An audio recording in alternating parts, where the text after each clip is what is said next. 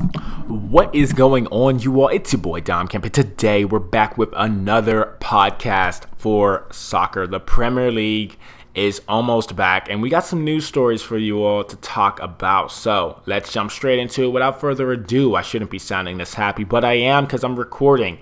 Harry Maguire, yeah. As you all listened yesterday, if you didn't, then I would check it out. But if you did, I appreciate you. Harry Maguire found guilty of 3 criminal offenses. Harry Maguire. First, Manchester United thinks he's the next Virgil van Dijk, if not already on Virgil van Dijk's level, which I do not agree with at all, because you can hardly ever find a Virgil van Dijk unless it's a Koulibaly. 80 plus million, I believe, was the transfer fee that we signed him for. And then after that, we officially made him captain. And then after that, he started playing okay. He started playing okay. He had some decent performances. But he wasn't having the performances that an 80 million pound or sterling, whatever they have in conversions over there, center back is allowed to play as. You have expectations when you go for that much. Not only for your club team, but for your national team. And he hasn't been the best at all. And I'm a Manchester United fan, as you all know. So let's read this article, and I'm going to break it down for you all about Harry Maguire being charged. A Greek court has found Manchester United captain Harry Maguire guilty of 3 separate criminal charges. The player was involved in a fracas while on holiday with family and friends in Mykonos that led to his arrest following alleged clash with other holidaymakers and police. First of all, I'm sure Manchester United has a standard for this, where you are a captain, but you cannot put yourself in a situation where you are getting in trouble on and off the field. Now, he hasn't been in trouble on the field all like that, but off the field, this is a good example of what you should not do as a captain, because you are monitored at all times, not only by the club, but by your national team, not only by the national team, but by the fans of you. So, not sure exactly what happened here. He clashed with holidaymakers and police. I believe he was drunk. He may have been intoxicated in some way, form, or shape, but we don't know that. I'm not going to assume. I'm just going to put out my opinion and what I think happened in this specific situation, and he wasn't right-minded at all. Following a trial, Maguire has been found guilty of aggravated assault, resisting arrest, and repeated attempts of bribery. 2 other defendants in the trial, along with the England international, have also been found guilty. And that's the article. That is probably the quickest article you will ever hear me read on this channel. But my breakdown of Harry Maguire. If I was in Ole Gunnar Solskjaer's position, if I was the Manchester United board right now, I would strip him of his captaincy. You cannot be putting yourself in a situation where you are fighting the police and fighting holidaymakers on vacation while your family is there. Not only if your family wasn't there, but in general, you just can't be doing that. As a captain for one of the biggest brands in soccer, Manchester United, one of the biggest clubs in soccer globally, not just international, well, no, not just the domestically, but globally, you cannot be showing people, hey, this is what I do when I don't get what I want. I honestly believe that if Manchester United won the Europa League, I don't think Harry Maguire would have been would have been in this situation in the first place, because they would have still had training camp and stuff like that. Even though last week, of course, that is when the Europa League final concluded. But still, he would not be in the situation if Manchester United made it to the Europa League final and won the Europa League final. But then again, you don't know. Nobody knows what his mindset is like right now. He may be level-headed. He may not be. But then my brother sent me a text. And my brother, he's all over football news. And we will have him on the podcast very soon. Very soon. As soon as the Premier League season is about to start, as well as Europa League and Champions League draws. But he mentioned something. He had a tweet put out for of course, somebody tweeting.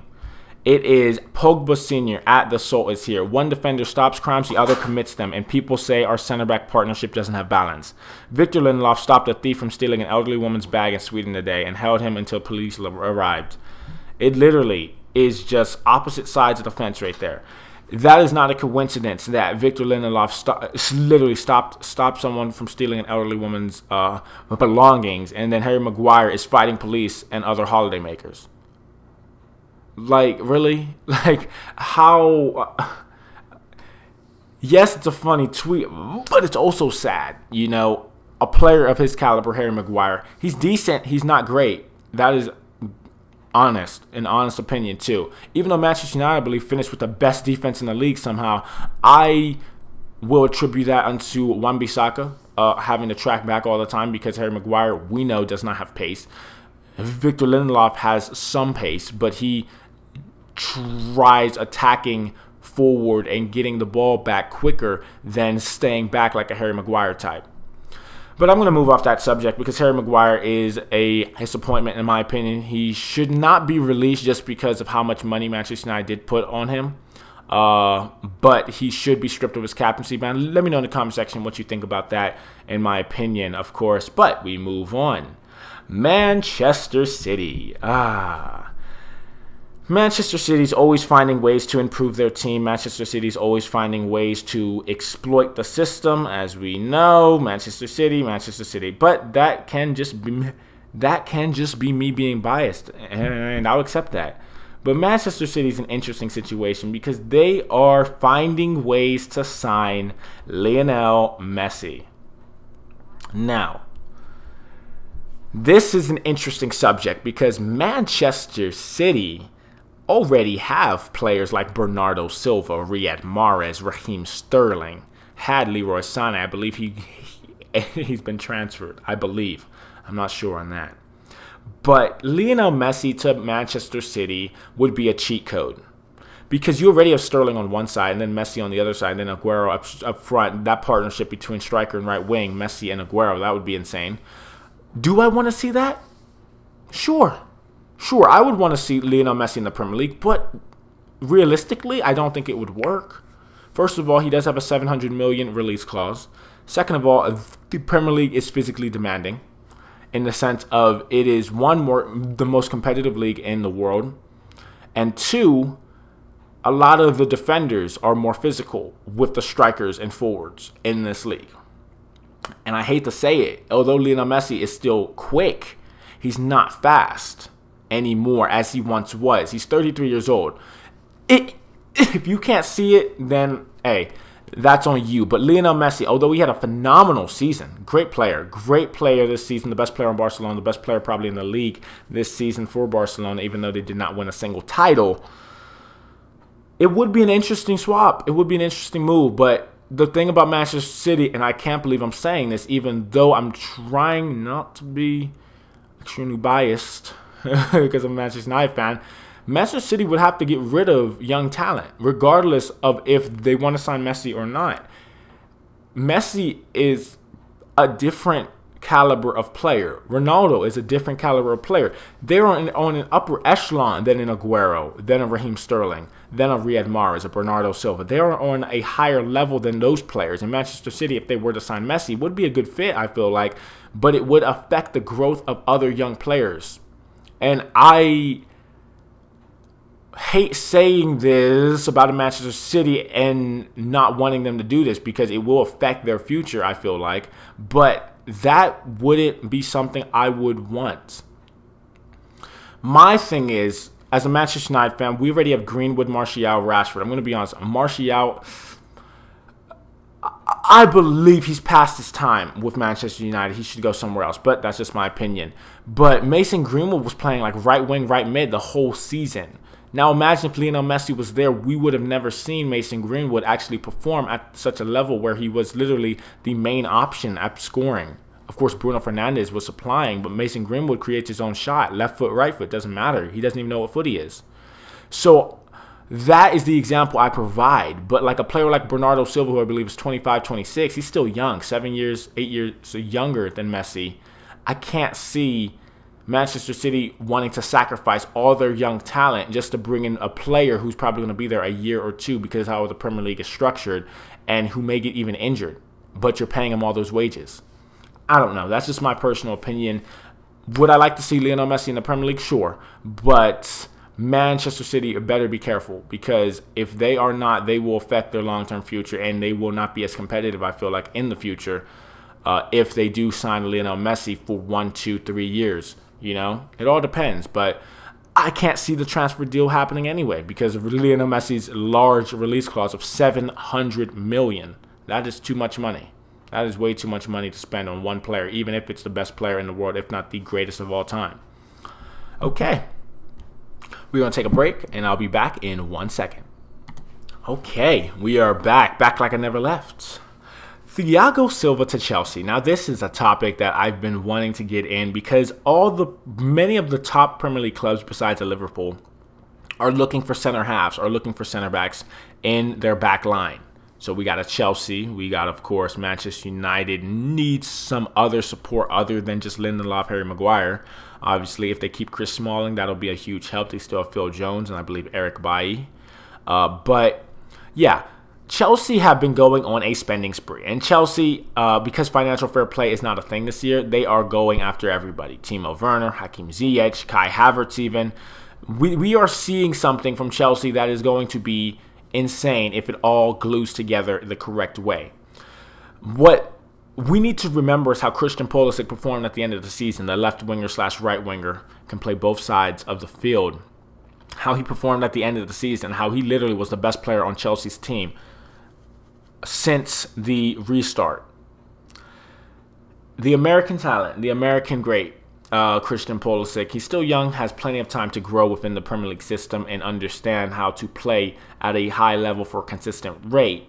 This team, Chelsea, is going to be a interesting team to watch because I could see them finishing top 4 easily, and going deep in the Champions League because of their squad depth. Frank Lampard is having the backing of the board, which I believe is crucial to success in a manager's campaign. Then, of course, we go back to Manchester United. Ole Gunnar Solskjaer, I don't believe is having as much of the backing of the board because, I mean, look what happened in the Europa League. Like, how do you not beat Sevilla? Even though they've won the Europa League 6 times, which I didn't know until they won it again. That is insane. You know, so it's just an interesting situation we have going on in the Premier League right now where center halves are crucial. Manchester City even want a center back. Rumors of John Stones leaving, you know. It's just an interesting situation. But if this deal does go through with Thiago Silva, I believe it's going to be a helpful one because Chelsea do have a lot of young players already, of course, not including Olivier Giroud, but other young players, a lot of young talents on their team. And they need the backing of a mature player who knows how to win trophies, who knows what it takes, who's a positive influence in the locker room. I believe that PSG and their coach wanted to keep Thiago Silva, but they ended up letting him go on a free contract. So all Chelsea had to do, instead of signing a release fee or transfer fee, they just had to sign him straight up, you know, sign his wages, and that's it. So I believe that it would be a good fit for Thiago Silva to Chelsea, but it all depends on how Frank Lampard uses him and will it stunt the growth of other players, even though I believe that Chelsea's in win now mode because they would not be spending all this money if they weren't trying to go after the Champions League and the Premier League title this season. So I'll leave that off at that with Thiago Silva. Great player, and I wish him all the best if he does decide to go to Chelsea. Last but not least, for a topic of discussion today, I believe, if not something else that comes up, James Madison has signed a long-term deal with Leicester City. Now, there was a lot of rumors floating around that James Madison was going to leave this summer, was going to go somewhere else and light it up there, but Leicester City made sure that they locked this man up for a longer period of time because here's the thing. You do not want to get rid of your star talents, your best players, unless you have to, unless they're disgruntled. Madison excited for the future after signing 4-year Leicester extension. James Madison has signed a new 4-year contract with Leicester City. The midfielder, who has been linked with Manchester United, has appeared 76 times for the Foxes since joining from Norwich in 2018. And the England international is committed to delivering trophies to the King Power. And I quote, "I'm so happy to sign a new contract for the football club," Madison told the club's website. It's an incredibly exciting time to be a Leicester City player with so many positive things happening on and off the pitch. I am delighted to be a part of that. What we have achieved as a club this season is a huge step forward for us, and I know there's so much more to come from this team. I've enjoyed every moment since joining Leicester City. The supporters have been incredible to me. We have a fantastic set of players in that dressing room who are determined to show what we are capable of doing together in both Europe and the Premier League next season. Okay. Now, what would I do if I was in James Madison's situation? Now, here's the thing. Remember, I made it clear. This is my opinion. Obviously, anybody can disagree with an opinion, but that doesn't mean they're right either. So, let's just say that. James Madison was in a situation where he could either be loyal to Leicester City or ask for a transfer out of Leicester City. He chose the loyal route. Here's the tricky thing about choosing the loyal route. Unless you know that you may have the potential of winning trophies in the future, I cannot see why he stays. Excuse me. But James Madison is loyal to his club because he knows that he can perform at a high level week in, week out, and show the people that, hey, Leicester City can win the Premier League again, possibly in the next 4 years, all depending on how their player growth goes, how their potential is set, and things of that sort. But here's the thing. Many people say that Leicester City season with Riyad Mahrez and Jamie Vardy was a fluke. Many people say that. A once-in-a-lifetime crowning achievement. But unless Leicester City sign massive players like a Liverpool has or Manchester City has, or even at this point Manchester United and Arsenal have, even though Arsenal isn't where they're supposed to be, I do believe Leicester is better than Arsenal. But it's just something about Leicester City. I just cannot see them crossing Liverpool or Manchester City ever again to win the title unless something drastic happens and injuries happen all over the field for those top clubs. But even Manchester United, a team who's been struggling these past couple of years to even get into the top 4, are ahead of Leicester City, as we saw at the end of the season with the last game, are still ahead of them. So James Madison, obviously, he's loyal to the club. It's his decision solely, as we know. He made that choice. He signed a 4-year extension. And James Madison, I wish all the best for him, but I hope he did not miss out on an opportunity of signing with a bigger club that has more potential of winning trophies and that he would fit right in. I'm not saying he would fit right in Manchester United because we already have Bruno Fernandes and Paul Pogba. But he would have fit somewhere else, in my opinion, very good like glue. But we shall see what that does entail exactly. But one more time, I'm going to check and see if there's anything else going on in the Premier League that we should know of before I leave you all off with that, you know. Yeah, Prem offers arrive for shunned Barcelona star Suarez. This is an interesting one because Suarez is making so much money at the age of 33 that I cannot see how they would be able to bring him in.